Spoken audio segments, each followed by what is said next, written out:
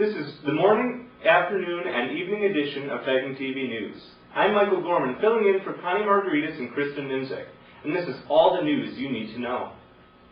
Just outside the mouth of a muddy 125-mile channel called Shat al-Arab, Iran's Revolutionary Guard captured 15 British sailors and Marines on Friday, March 23rd. The group was conducting what Britain called an inspection of a merchant vessel near the mouth of the channel. These waters have been contested for centuries, especially in border disputes between Iraq and Iran. In June 2004, 6 British Marines and 2 sailors were seized by Iran there. They were presented blindfolded on Iranian television and admitted entering Iranian waters illegally, then released unharmed after 3 days. Currently, Iran refuses to give up the location of the soldiers, but a spokesman said on the 3rd that the 15 sailors and Marines were healthy and being treated in a humane fashion.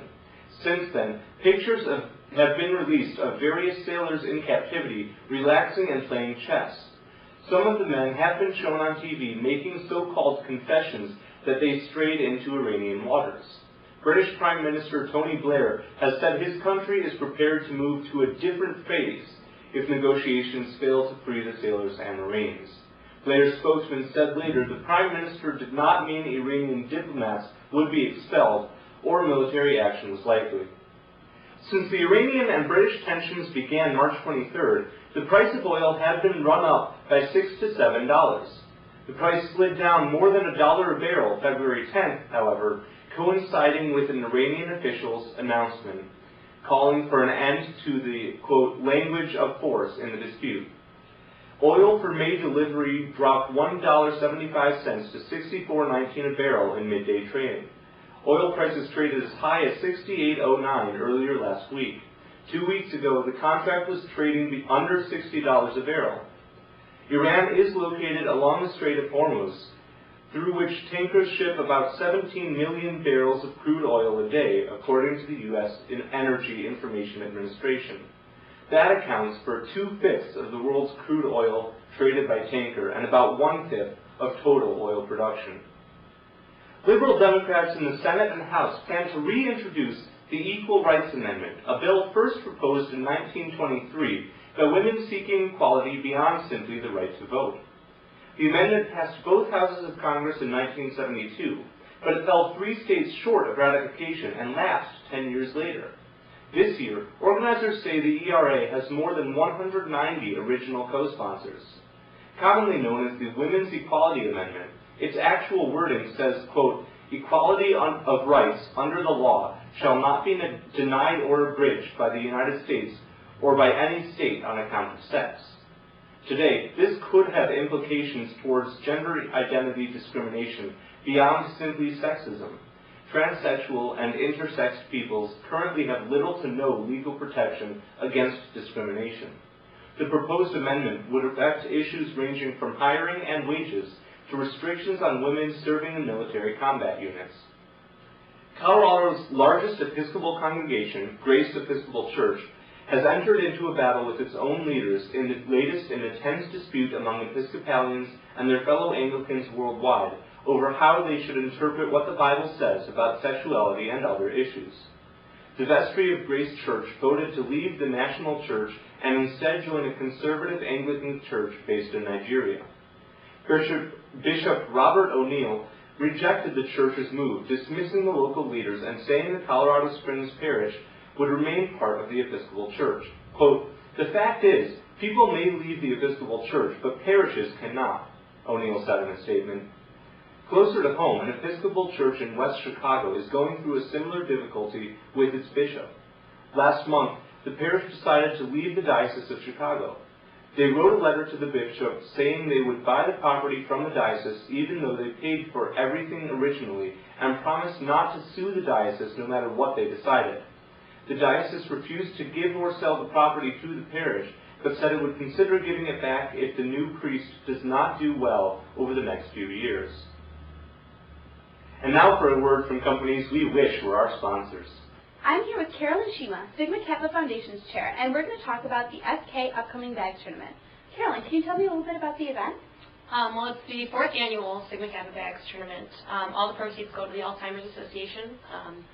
And basically you're just a big double elimination bracket tournament. So people come and play bags, and we'll be raffling off prizes all through the day. So raffle tickets are cheap, and there's just all kinds of really great prizes. So. Can you tell me a little bit about those prizes? The grand prize winner of the tournament, so people who win the tournament, will get an iPod Nano and a Zune, which is a different kind of MP3 player. So that's like the big prizes. And then we also got like $75 worth of tans from Sunroom Tanning, and lots of free dinners and free appetizers. And Ned Kelly's donated like 364 appetizers, so I'm just gonna like hand them out to everybody. So. That's awesome. Can you tell me how much it is to get in and what you get with the ticket? It's $15 to play in the tournament. So obviously, if you win, you get the iPod Nanos for $15. So that's a pretty good deal. And everyone who plays gets a T-shirt. You can also buy a T-shirt even if you're not playing. And if you're not playing, you can still come and buy raffle tickets, which are $1. And if you sign up for the tournament, you also get 2 free raffle tickets, 1 for each player. So. And can you tell me where and when it's at? It's on the football field, and it's on April 15th. It's a Sunday at 11 a.m. Well, that's awesome. We'll see you there. Welcome back to Titan TV News. It sounds professional. A lawsuit threatens America's love affair with spontaneous dance. Lacey Hinman, while in the Chicago bar, fell victim to the negligent dancing of her boss's husband. Hinman claims he picked her up by her forearms and tossed her in the air, only to have Hinman come crashing into the floor. Lacey is seeking restitution for medical damages and lost wages as a result of her fractured skull and numerous brain injuries. The lawsuit, if successful, has the potential of altering the way we spontaneously dance forever. All spontaneous dancing in America, from the cheerful slow-motion prance of couples in love on the beach, to the emphatic slam dancing of enraged high school students disaffected with their small-town mentality, could fall victim. Americans may find themselves at the club on Thirsty Thursday, wasting valuable seconds, signing liability waivers when their time could be better spent grinding to booty butt cheeks. That's right, America.